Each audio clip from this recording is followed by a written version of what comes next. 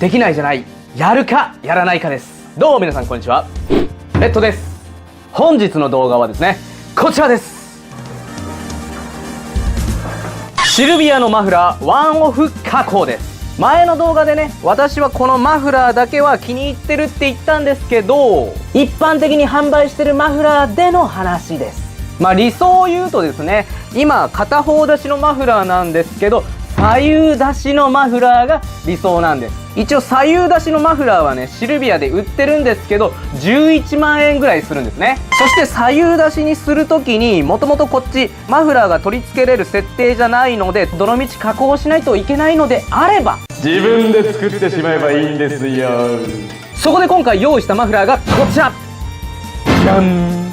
これ材質はステンレスで、この出口にねチタン焼き風の、なんか特殊なね塗装をしています。そしてこのマフラーをもう1個ね、この2つがワンセットで購入しました。ヤフオクで3万4000円ぐらいにプラス送料がかかるような感じですね。でね、私基本砲弾マフラーが好きなんですけど、この砲弾マフラーのねここがね好きなんですよ。この筒のところから次の筒になるところのこの段差がね、この丸みを帯びてる感じのこのマフラーがねマジでかっこいい。もうこれは好みの問題なんですけど、私はね、この丸みがね好きです。で本当はねチタンが良かったんですけど、チタンになるとクソ高いので、あえてねステンレスにしました。それではマフラー左右出し加工レッツスタート。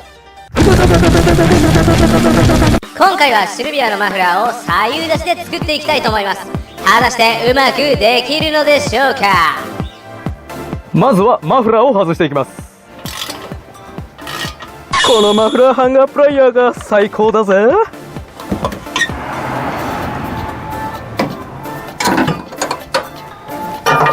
次にねマフラーをあてがっていくんですけど、エアロのねこの部分、黒い部分が邪魔なのでカットしていきたいと思います。そして今回カットするためにね使っていく道具がこちら、 SP エアの SP7610 レシプロソーです。トリガーをギュッと握っても動かないんですけど、ここのダイヤルを回していくと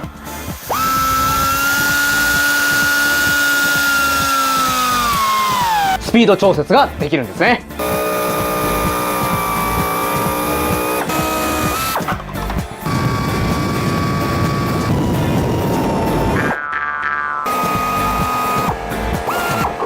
今までご苦労様でした。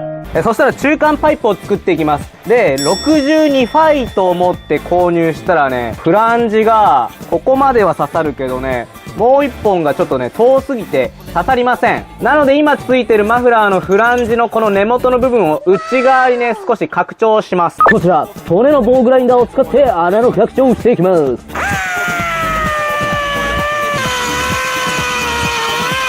余裕でね入るようになりました。じゃあこっからねパイプをつけていきましょうか。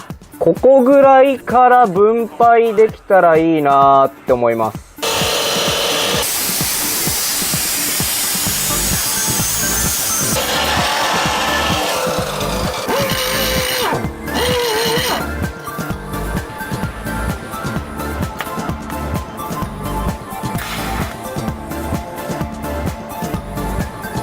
そしたらこの根元が基準になってくるので、一度ね、ぐるーっとしっかり溶接をしていきたいと思います。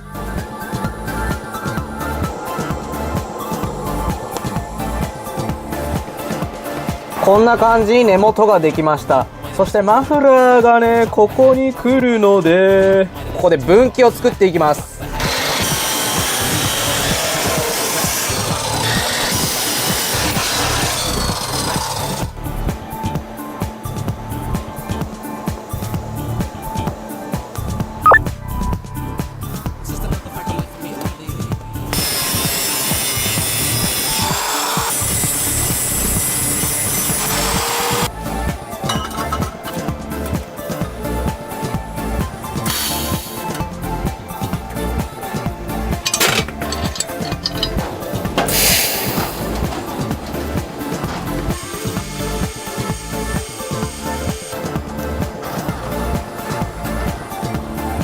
汚いですけどこんな感じでできました。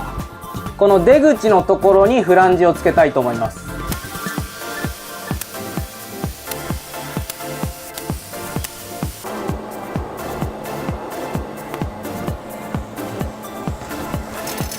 では今からこのね、マフラーエンドの取り付け位置を決めていきたいと思います。取り付け位置はね、ここら辺がイメージ近いかな。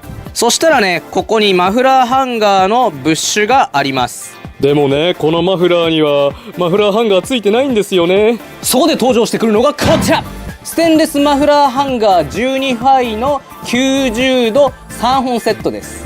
でね、これすごいんですよ。値段がやばいんですよね。この3本セット税込みで1890円なんです。まずね、このステンレスのほら中が芯が詰まってるやつで、これで90度曲げられてて、しかもね、この抜け防止のね、こういうのもついています。個人でね、この12ファイのステンレスをね、こんな感じに曲げようと思ったらね、めちゃくちゃ大変。しかも3本セットでこれはね、値段が安すぎます。これ販売側は大丈夫なんでしょうかね。元取れるんでしょうか。他にもね、90度以外の角度もありますので、気になる方はね、リバースというお店のね、ホームページ、下記の概要欄に貼っておきますので、よかったらチェックしてみてください。で、このマフラーハンガーフックをね、今からちょっとね、加工していきます。このリング状を表にね、はめてるんですけど、ちょっとやっぱゴムに入れるときにこれじゃ大変だと思うので、角度をね、もうちょっと斜めにしたいと思います。で、表面を削ってしまうとね、裏が溶接されてないので、ポロッと取れてしまう可能性があるので、裏をね、溶接して、表をね、ギュイーンとカットしたのが、こちらですね。先端を多少ね、丸くして、裏の方からね、溶接して、このリングが抜けないようにしました。こんな感じでちょっと他のもね、やっていきたいと思います。この位置で溶接をしていきます。で、今からね、このマフラーハンガーをここにね、取り付けていくんですけど、このパイプの曲面に対してね、この棒がまっすぐなので、この部分を、こちらステンレスベンダーを使って曲げていきます。まずベンダーのね、この部分にセット完了。今からね、この部分を曲げていくんですけど、12ファイのステンレスなんでね、もう真剣力入れないとね、曲がんないんで、頑張って曲げていきます。俺の全てをかけるよし、曲がったこんな感じに曲線ができたので、溶接がしやすくなりました。次はね、仮合わせで向こうから配管をね、どんどん溶接していきます。38と35、これでいこう。この0度のところから38センチで、この短い反対側を35センチで印をつけたところにテープで印をつけて、ここをね、カットすればぴったしになると思います。今切ったパイプをですね、アルミテープで仮合わせをしています。今からこれをね、溶接していきたいと思います。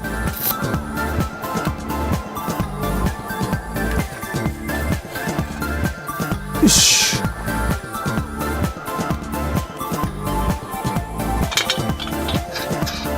よっしゃー、ついた。これで今片方が完成しました。でも問題はね、このね、こっちなんだよね。このトランクをどう処理していくかが、課題となっていきます。私はこのね、縦ラインを切って、これジャッキでね、無理やり押し上げて、どうにかね、スペースを確保しよう作戦です。こんな感じに馬を2個セットでメキメキ押し上げていきます。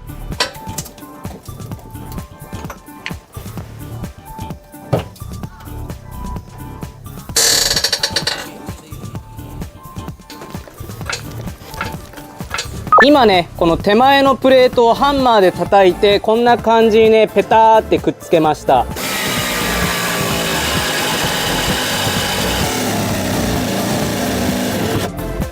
そしたらね、この部分にマフラーをね、セットしていきます。こっちはもともとマフラーハンガーがない状態なのでね、自分でそこら辺も設置しないといけません。大変っすよ。仮合わせ余裕で入りますね。まずはね、この牽引のボルトを外して、鉄のね、12ファイの棒を買ってきました。これをベンダーで曲げて、先端にね、こんな感じでつけて、これを溶接して、この根元も溶接して、グラインダーで丸く、やっていきたいと思います。こんな感じでね、今回はね、半自動でくっつけました。そして先端はね、丸く削りました。これをここにセットすると、ほら、ここがね、マフラーハンガーの軸になります。もうここにつけた方が絶対いいですよ。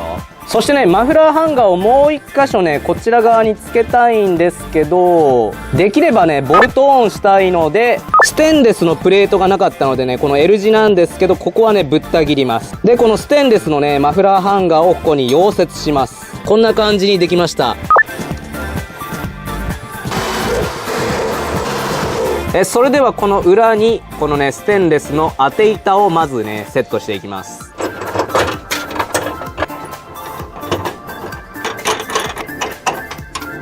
いいんじゃないですか。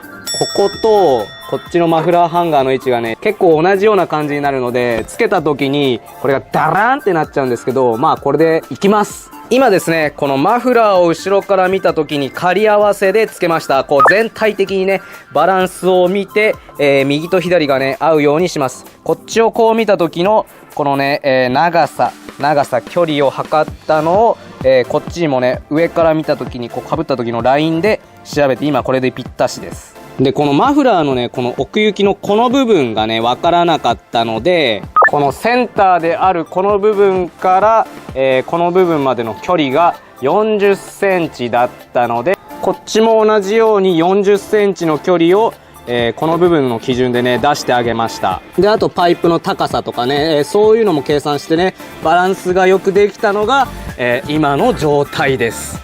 ありがとう少年ジャンプ。じゃあ今からここにね、マフラーハンガーフックを、取り付けていきます。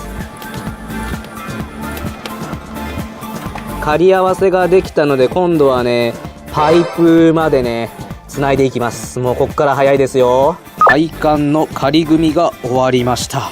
とりあえずね、今からこのね、溶接してませんので、ここをがっつり溶接していきたいと思います。さあ、ブサイクながらにね、溶接がじゃんじゃが終わっているんですけど、このね、フランジ部分を溶接するときにね、これ溶接してるときにこうグニーって曲がってきちゃいます。なのでね、こうやって押さえて、溶接をしていきます。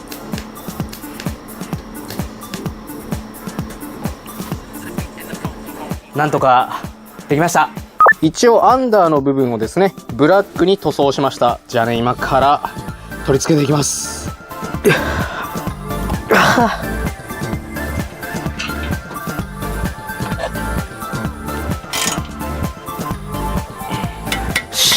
しっかりつきました。やっとついた。マフラーを装着してね、地面に下ろしました。シルビアでのね、左右出しはほんと珍しいですからね。そしたらね、マフラー音を聞いていきたいと思います。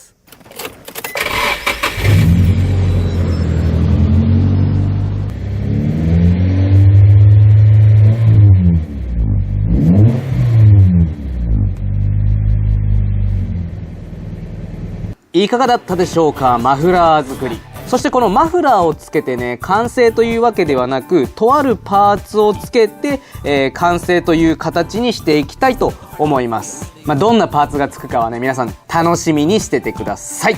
それではあなたのカーライフが楽しくなるように、レッツカーエンジョイ。